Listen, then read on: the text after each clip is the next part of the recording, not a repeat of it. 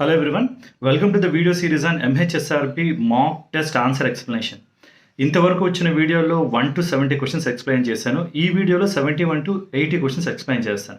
This is the last video in this series. Let us start with the 71st question.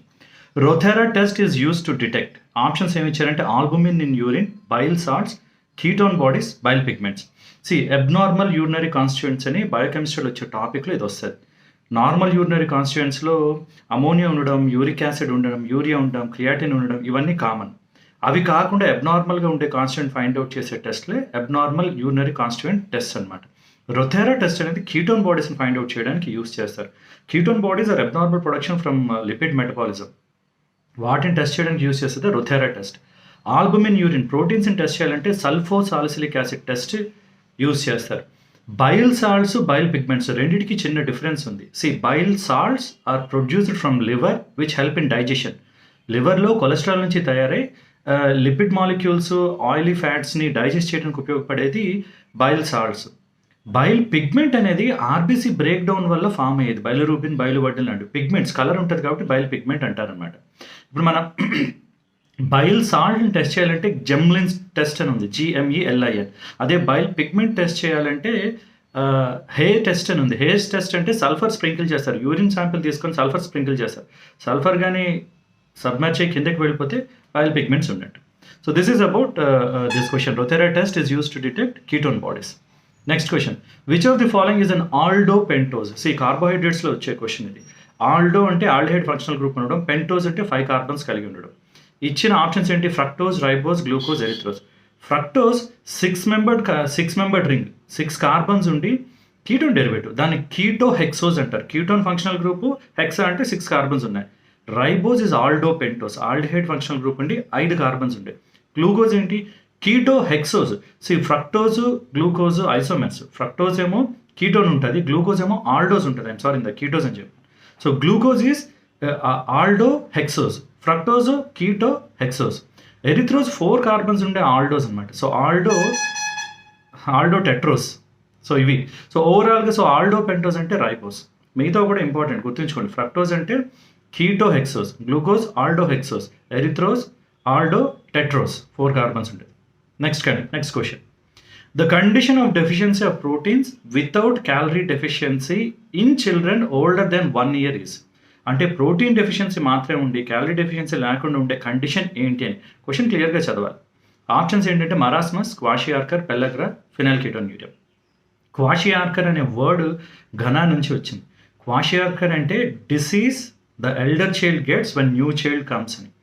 అంటే ఆఫ్రికాలో కొంచెం food scarcity ఉన్నప్పుడు 2 పిల్లలు ఉండేటప్పుడు చిన్న పిల్లవాడికి ఎక్కువ ఫుడ్ పెట్టి పెద్ద పిల్లవాడికి కొంచెం తక్కువ ఫుడ్ పెడుతుంటారు. దానివల్ల వచ్చే ప్రాబ్లం క్వాషియార్కర్. ఇందులో ముఖ్యంగా ప్రోటీన్ డెఫిషియన్సీ వస్తుంది. అంటే కార్బోహైడ్రేట్స్ అవి ఉంటాయి కానీ ప్రోటీన్స్ తక్కువ అవుతాయి. దీన్ని ప్రోటీన్ ఎనర్జీ మాల్ న్యూట్రిషన్ అంటారు, PEM డిసీజెస్ అంటారు. క్వశ్చన్ క్లియర్గా డెఫిషియన్సీ ఆఫ్ ప్రోటీన్స్ అని అడిగారు. అలా కాకుండా deficiency of protein, carbohydrates, fats అయితే మరాస్మస్ అంటే ఇమాన్సియేషన్ అంటే వీక్నెస్ అని అర్థం. అది అన్ని బయోమాలిక్యూల్స్ తక్కువైతే వచ్చేది మరాస్మస్. ప్రోటీన్ మాత్రమే తగ్గితే వచ్చేది క్వాషియార్కర్. పెల్లగ్రా ఆల్రెడీ లాస్ట్ వీడియోలో కూడా చూసాం. నియాసిన్ ఆర్ నికోటినిక్ యాసిడ్ తక్కువ అవడం వల్ల వచ్చేది డయేరియా, డెల్యూషన్, డెర్మటైటిస్ లాంటి సిమ్టమ్స్ ఉంటాయి. ఫినైల్కెటోన్యూరియా అగైన్ అబ్నార్మల్ జెనెటిక్ మెటబాలిజం వల్ల వచ్చేది. ఒక ఎంజైమ్ ఫినైల్ కీటోన్ని హైడ్రోలైజ్ చేసే ఎంజైమ్ లేకపోవడం వల్ల ఫినైల్ కీటోన్ లెవెల్స్ పెరిగిపోయి వచ్చే ప్రాబ్లం. అంటే ఫినైల్ ఎలనైన్ అనే అమైనో యాసిడ్ హైడ్రోలైజ్ అవ్వకుండా ఆ ఎంజైమ్ తక్కువ అవడం వల్ల ఫినైల్ ఎలనైన్ ఫినైల్ కీటోన్స్గా మారిపోద్ది. దాన్ని ఫినైల్ కీటోన్యూరియా అంటారు. ఎనీవే, డెఫిషియన్సీ ఆఫ్ ప్రోటీన్స్ అంటే kwashiorkor. Let's move on to the next question. Which of the following is not correct? Correct కానిది ఏదైనా ఇచ్చారు. ఇవన్నీ biochemistry questions. Seliwanoff reagent is a mixture of resorcinol and hydrochloric acid. Correct. Seliwanoff reagent దేనికి use చేస్తారంటే aldose, కీటోజ్ని separate చేయడానికి use చేస్తారు. అంటే మీకు వచ్చింది హెక్సోజ్, అది ఫ్రక్టోజా గ్లూకోజా తెలియాలంటే సెల్మినాఫ్ యూజ్ చేయాలి. అది పాజిటివ్ రిజల్ట్ ఇస్తే కీటోస్, ఫ్రక్టోజ్ అని అర్థం. ఆ రియేజెంట్లో ఉండే కాంబినేషన్ ఏంటి? Resorcinol, HCl. కరెక్ట్ అయితే. Second one, Barfoed reagent is a mixture of copper acetate and acetic acid. Reagent mixture కరెక్టే. Barfoed is made up of copper acetate and acetic acid. బార్ఫోర్డ్ని దేనికి వాడతారంటే వచ్చినది మోనోసాక్రైడా డైసాక్రైడా తెలుసుకోవడానికి యూజ్ చేసే టెస్ట్ ఇది. Mayer's reagent is a mixture of mercuric iodide and potassium iodide in water. Correct. ఆల్కలాయిడ్స్ని identify చేయడానికి చాలా టెస్ట్ ఉంది, అందులో మేయర్స్ టెస్ట్ ఒకటి. Benedict reagent is a mixture of copper sulphate and sodium hydroxide. నా ఇది ప్రాబ్లం. బెనెడిక్ట్ కాపర్ సల్ఫేట్ కానీ దాంతోపాటు sodium carbonate and sodium citrate ఉంటాయి, not sodium hydroxide. So this is not correct. నా Benedict దేనికి use చేస్తారు? Benedict, Fehling, tolerance ఇవన్నీ reducing షుగర్స్ని identify చేయడానికి యూస్ చేసే టెస్ట్ ఇది. ఒకప్పుడు గ్లూకోమీటర్స్ లేనప్పుడు యూరిన్లో గ్లూకోజ్ ఉందా లేదా తెలుసుకోవడానికి బెనెడిక్ట్ రియేజెంట్ యూస్ చేసేవారు. యూరిన్లో గ్లూకోజ్ ఎక్కువ ఉంటే డయాబెటీస్ అని అలా కన్ఫర్మ్ చేసేవారు. ఆ కాంబినేషన్ ఏంటంటే copper sulphate in sodium citrate and sodium carbonate. So option 4 is not correct. అది ఆన్సర్ అన్నమాట. Next one, licence for manufacturing of drugs specified in schedule C and C1 is given in the form number. Drug and cosmetic యాక్ట్లో చాలా forms వస్తాయి. ఆ ఫార్మ్స్లో application form ఒకటి ఉంటుంది, లైసెన్స్కి ఇచ్చే form ఒకటి ఉంటుంది. 2 డిఫరెంట్ ఫార్మ్స్ ఉంటాయి అనమాట. ఆప్షన్స్ ఏమి ఇచ్చారు? 28B, 28, 27, 27B అని. Now understand this. See, 27 అనేది application form for C and C1 బయోలాజిక్స్కి, 28 licence form for C and C1. So right answer is 28. మరి బీజ్ ఏంటి అంటే C1తో పాటు X అంటే నార్కోటిక్స్ కూడా అప్లికేషన్ ఫామ్ కావాలి అంటే ఇది 27B. C1తో పాటు నార్కోటిక్స్ కూడా లైసెన్స్ కావాలంటే ఇది 28B. సింపుల్గా చదువుకోండి. 27, 28 AB, 27 application form, 28 licence form. C1కి నార్కోటిక్స్ కూడా యాడ్ అయితే 27B application form, licence 28B. That's it. So right answer is 28 ఇక్కడ.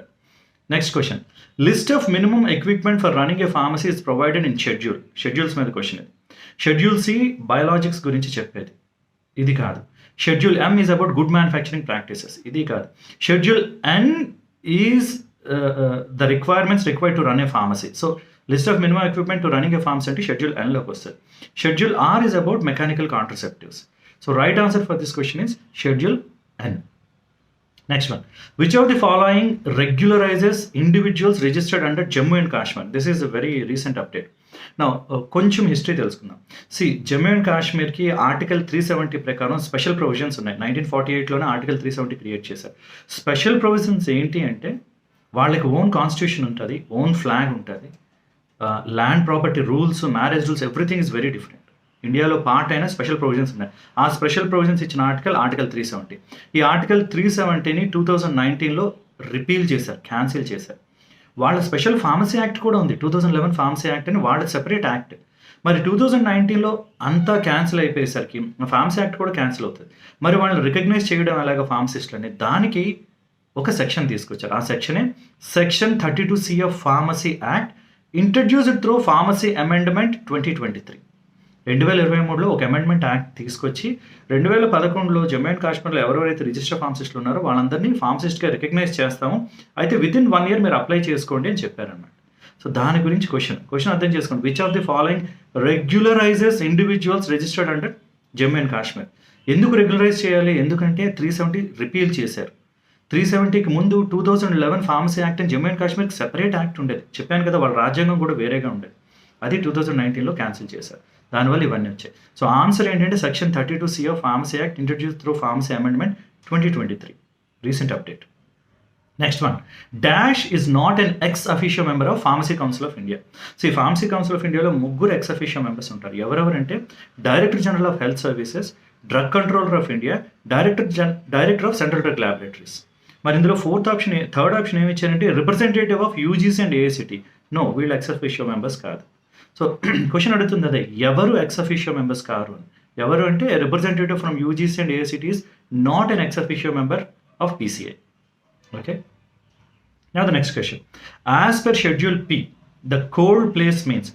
ఫార్మకోపియాలో మనకి షెడ్యూల్స్లో షెడ్యూల్ P ఇచ్చారు, అందులో కోల్డ్, కూల్ వీటన్నిటికీ డిఫరెన్సెస్ ఉన్నాయి. లెస్ దెన్ 8 degrees ఉంటే దాని కోల్డ్ టెంపరేచర్ అంటారు. 8 నుంచి 25 వరకు కూల్ అని అంటారు. 25 తర్వాత రూమ్ టెంపరేచర్ అని అంటారు. So option 2, a place having temperature not exceeding 8 degrees is considered as cold place according to schedule P. Option 2 is the right answer. Last one, Prevention of Illicit Trafficking of Narcotic and Psychotropic Drugs Act was established in the year 1986, 87, 88, 89. Understand this one. NDPS Act 1985లో పెట్టారు. Narcotic drugs and psychotropic substances act 1985లో పెట్టారు. ఇక్కడ ఏమడుగుతున్నారు స్పెసిఫిక్గా? Prevention of illicit trafficking, అంటే ఇల్లీగల్గా ఈ నార్కోటిక్స్ని traffic చేయడం, ఒక ప్లేస్ నుంచి ఒక ప్లేస్కి మూవ్ చేయడాన్ని ఇల్లీగల్ ట్రాఫికింగ్ అంటారు. ప్రివెంటివ్ డిటెన్షన్ అనే ఒక క్లాస్ తీసుకొచ్చారు.